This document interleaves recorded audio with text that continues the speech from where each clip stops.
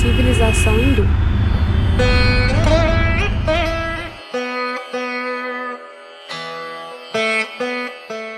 Considerado um dos povos mais importantes da Ásia, a civilização hindu se formou na Índia pela junção dos Dravidianos, povo primitivo que habitava o norte da Índia, na região conhecida como Pendjab, e Arianos, povo que invadiu e subjugou as populações locais. Do confronto destes dois povos, alguns séculos mais tarde, surgiu a civilização hindu. A região chamada Pendjab era próxima ao rio Indo, e é por isso que o termo hindu, além de ser antigo e ter origem persa, significa o que vive do outro lado do rio.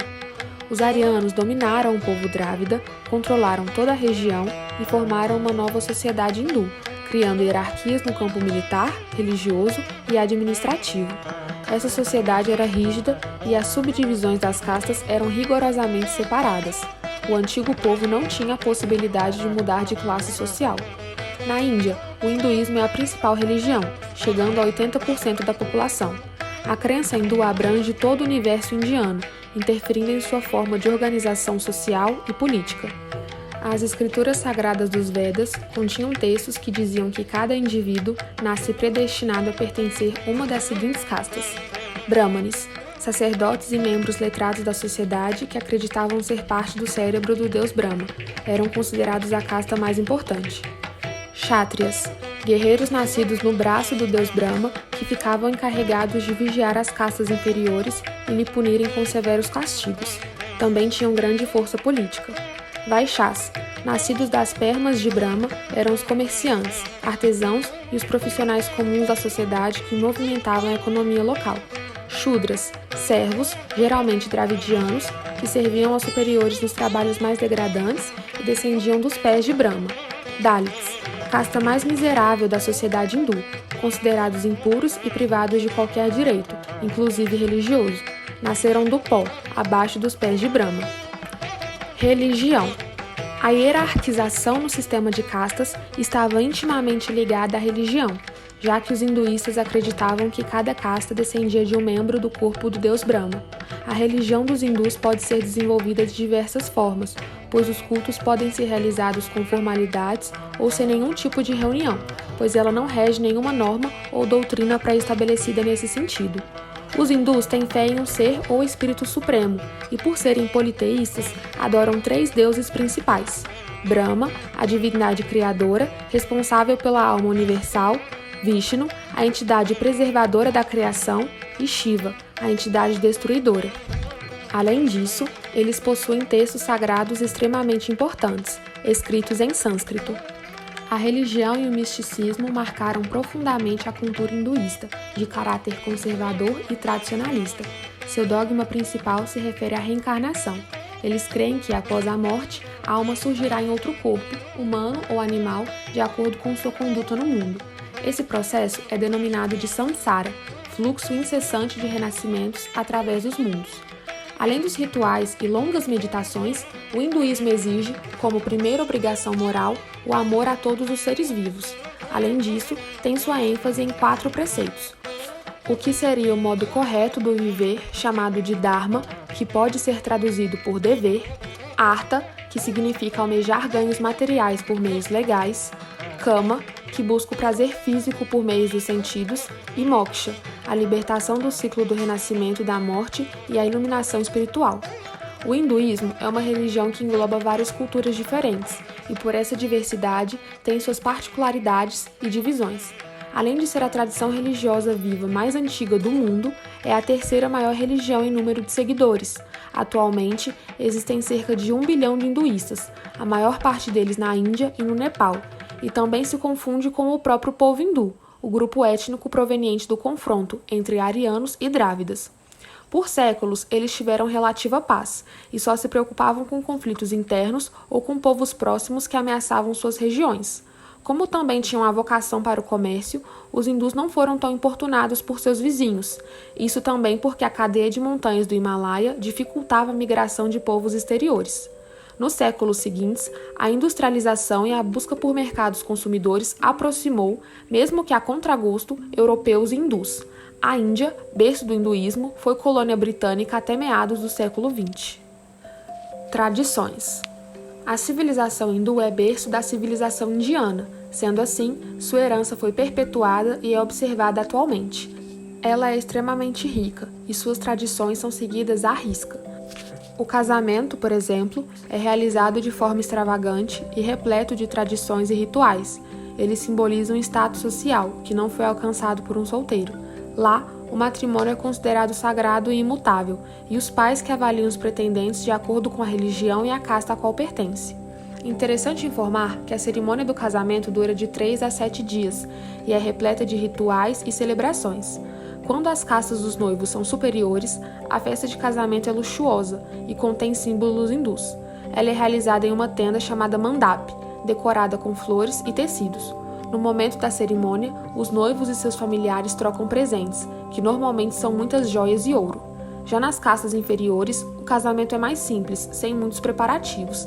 Há casais que realizam o casamento na rua, junto aos amigos, parentes e vizinhos.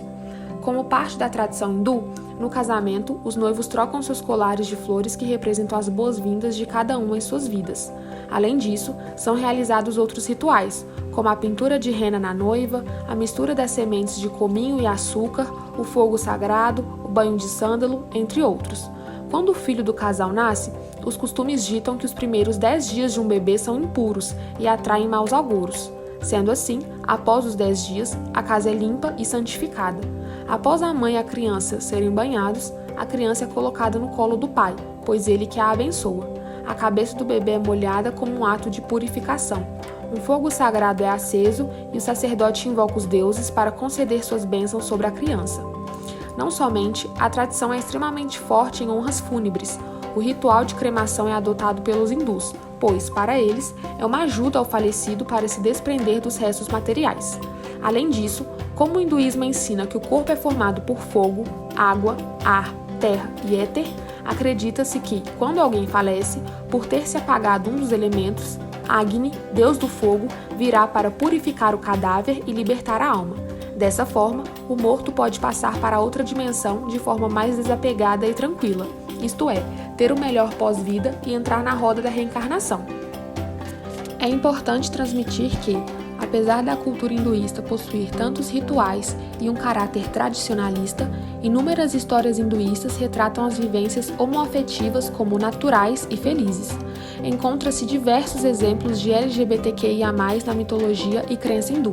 Temos exemplos de divindades que mudam de gênero com o objetivo de facilitar a relação sexual deles entre as divindades e seres não divinos que passam por mudanças de sexo por meio da intervenção dos deuses, como resultado de maldição ou bênção, ou ainda como resultado natural de sua reencarnação. Há também templos hinduístas com figuras que retratam mulheres e homens em práticas de sexo homossexual.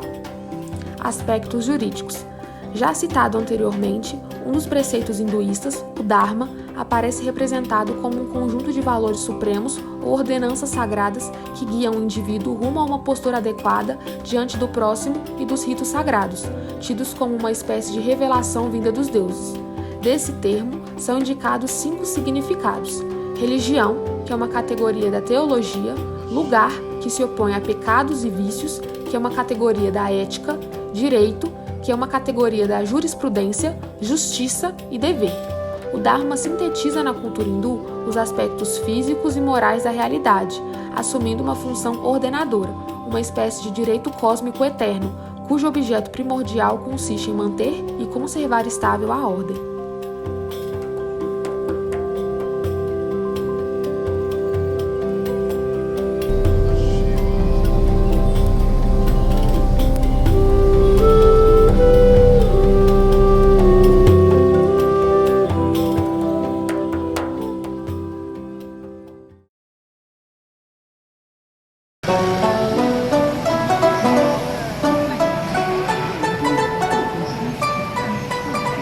Segundo o livro de Samuel Huntington, O Choque de Civilizações, a civilização cênica se configura a partir das influências da China, atualmente chamada de República Popular da China, mas também abrange países e territórios sobre o qual o país exerce ou exerceu grande influência sobre diversos aspectos culturais. Algumas dessas áreas de influência são o Vietnã, a Indonésia, as Coreias do Norte e do Sul, Hong Kong, Taiwan e o Tibete. Neste trabalho, focaremos na civilização chinesa, uma vez que foi a partir desse país que os aspectos culturais foram exportados para também serem integrados na cultura própria de cada área. Mas saibam que cada local, apesar da presença de muitas características semelhantes à da cultura chinesa, ainda possui suas próprias adaptações e particularidades, resultado de seus respectivos acontecimentos e desdobramentos históricos. Atualmente, a China é o país mais populoso do mundo, com pouco menos de 1,5 bilhão de habitantes, e o quinto maior país em área. Possui mais de 4 mil anos de história, e durante esse tempo a civilização chinesa tomou muitas formas até chegar à sua configuração atual. A China atual, similar que conhecemos, começa em 1912, após o fim das dinastias chinesas. O modelo republicano é instaurado no país, mas sem governo forte centralizado, o país é por muitos anos controlado por senhores da guerra que lutavam pelo poderio sobre o país. Nesse contexto, surgiram dois movimentos políticos que se apresentavam como a solução para os problemas que o país passava: o Partido Nacionalista Chinês e o Partido Comunista Chinês. Em 1937, os dois partidos se unem para lutar contra os japoneses na Segunda Guerra Sino-Japonesa. A China então vence em 45 e segue uma guerra civil entre os nacionalistas e os comunistas, que termina em 49 com a vitória dos comunistas. A partir daí, sob o governo de Mao Tse-tung, o país começa a instaurar medidas socialistas como a coletivização dos campos cultiváveis. Desse período, dois movimentos são de grande importância: o Grande Salto Adiante e a Revolução Cultural. O Grande Salto foi um plano de modernização simultânea tanto da indústria quanto do campo, de 58 a 62. O plano possuía metas ambiciosas que não foram alcançadas, e que acabaram por gerar a Grande Fome Chinesa de 59 a 61, no qual se estima que cerca de 18 milhões de chineses morreram. Em resposta à insatisfação do povo com as políticas recentes, em 1966 começa a Revolução Cultural, que procura restabelecer o ideário socialista maoísta e novamente expurgar as ideias capitalistas e dissidentes do governo da época. O movimento termina em 76 com a morte de Mao. Então, a partir de 76, inicia-se um movimento de restabelecimento de políticas capitalistas e de reabertura da China à economia capitalista, mais notavelmente aos Estados Unidos. Os campos comunais são tornados novamente em propriedades privadas, e este acúmulo de capital nas fazendas permite a criação de indústrias que receberão capital estrangeiro. Se inicia então a tentativa de uma economia social de mercado, onde se busca equilibrar o crescimento econômico com a melhora do bem-estar social. Mas embora esse feito não tenha sido alcançado, o país experiencia grande crescimento econômico e eventualmente troca sua produção de indústria pesada, como a manufatura do aço, para a indústria leve, com a produção de carros e aviões, o que por sua vez traz mais dinheiro para o país até que ele se torna, além da segunda maior economia mundial, também um polo tecnológico mundial, e um dos mais importantes países da atualidade. Uma indagação comum atualmente é o questionamento sobre como os produtos chineses são capazes de estar em todo lugar e por preços tão baixos. Os produtos chineses foram capazes de ocupar lugares similares aos produtos de países envolvidos, como os Estados Unidos e os países da União Europeia, através de táticas que permitem a produção em massa, o que então diminui os custos de produção e a ação de dumping, que seria a venda dos produtos em massa para onde quer que fosse possível, mesmo que seja em prejuízo, para que assim as fábricas chinesas sejam liberadas a manufaturar mais e novos produtos, para que estes então possam ser vendidos com lucro. A China é dividida em 23 províncias, que são semelhantes à divisão estadual do Brasil, 4 municípios administrados diretamente pelo governo central, entre eles a capital Pequim, as 5 regiões autônomas, mas que ainda são consideradas como parte da China, entre eles o Tibete, e 2 regiões administrativas especiais, que também possuem grande dependência, mas que também são consideradas pertencentes à China, que são Macau e Hong Kong. A população chinesa é formada principalmente pelo grupo étnico Han, que compõe cerca de 92% da população, mas existem mais de 55 grupos étnicos oficialmente registrados e reconhecidos pelo governo chinês, como os tibetanos, os manchus e os mongóis. A língua chinesa é composta por mais de 100 variações ou dialetos, que são variações regionais do chinês. Há 7 grandes grupos de dialetos chineses: os dialetos do mandarim, ou mandarim padrão, considerado a língua oficial do país e falado por mais de 70% da população, os dialetos Wu, os dialetos Yue, também conhecidos como cantonês, e os dialetos Xiang, Min, Hakka e Gan. Pode-se dizer que a civilização e a cultura chinesa se apoiam em 3 principais pilares: o confucionismo, o taoísmo e o budismo, 3 religiões e filosofia da China antiga que perpetuam até os dias atuais. O confucionismo surge no século VI a.C., no período chamado de período das primaveras e outonos, um tempo que foi marcado por conflitos constantes entre reinos. Foi nesse contexto que Confúcio, um filósofo e figura política da época, propõe o confucionismo, uma filosofia de vida que enfatiza a harmonia entre todas as relações. O confucionismo parte da ideia de que as relações sociais são desiguais e que, cada um, indivíduo ou instituição, possui um papel hierárquico definido, e a partir de que essa desigualdade natural seja aceita e respeitada, é que as relações ficarão estáveis e harmoniosas, e, por consequente, a sociedade como um todo também ficará estável e harmoniosa. Enquanto o confucionismo trata de aspectos materiais, o taoísmo se preocupa com os aspectos espirituais da vida. Baseado nos ensinamentos de Lao Tzu, compilados no livro Tao Te Ching, ou Livro do Caminho, o princípio fundamental do taoísmo é a crença no Dao, ou o caminho, que seria um modo de viver harmonioso entre o homem e a natureza, e o qual todos os taoístas devem almejar. Para o taoísmo, essa vida harmoniosa seria um ir com a onda, um fluir sem exercer grandes esforços através do Wu Wei, a não-ação, e também sem possuir ou ir atrás de grandes desejos. O taoísmo também declara a existência de seres espirituais, como os ancestrais ou os fantasmas, e coloca os rituais como uma parte importante da crença. Também crê no Qi, a energia cósmica vital que todos possuem, e que se manifesta na dualidade presente em tudo e em todos, representada pelo Yin e Yang, polos complementares e alternados que representam a harmonia entre os opostos. Por fim, o terceiro pilar da cultura chinesa é o budismo. Essa religião é originária da Índia e foi fundada por Siddhartha Gautama, o Buda, por volta do século VI a.C. O budismo é tanto uma religião quanto uma filosofia que defende que o sofrimento é parte inevitável da existência. E então, a partir disso, através de profunda meditação, a busca pelo conhecimento e a seguida de certas práticas, é capaz do indivíduo atingir o nirvana, e assim, finalmente, alcançar paz e felicidade para além do sofrimento humano. O budismo é presente na China em duas variações principais. A primeira é o budismo Mahayana, que enfatiza a importância da meditação diária, e a segunda é o budismo Vajrayana, também conhecido como budismo tibetano, que prega a importância de diversas práticas para conseguir atingir a iluminação. O budismo também crê no samsara, o ciclo de reencarnação, e o karma, de que todas as ações geram consequências boas ou ruins para esta ou futuras encarnações. Semelhantemente ao Estado laico brasileiro, o Estado chinês é oficialmente ateu, mais da metade de sua população se considera como não filiada a qualquer religião, e do restante de sua população, 22% se identifica como uma religião popular ou tradicional, que em muitos casos é o respeito a uma conjunção de práticas, mas sem uma grande importância às crenças que as originaram, que são bem a junção das filosofias do confucionismo, budismo e taoísmo. Apesar do país, tanto o Estado quanto grande parte da população, serem ateus ou agnósticos e permitirem a livre prática de grande parte das religiões, uma religião em particular é perseguida pelo governo chinês, o budismo tibetano.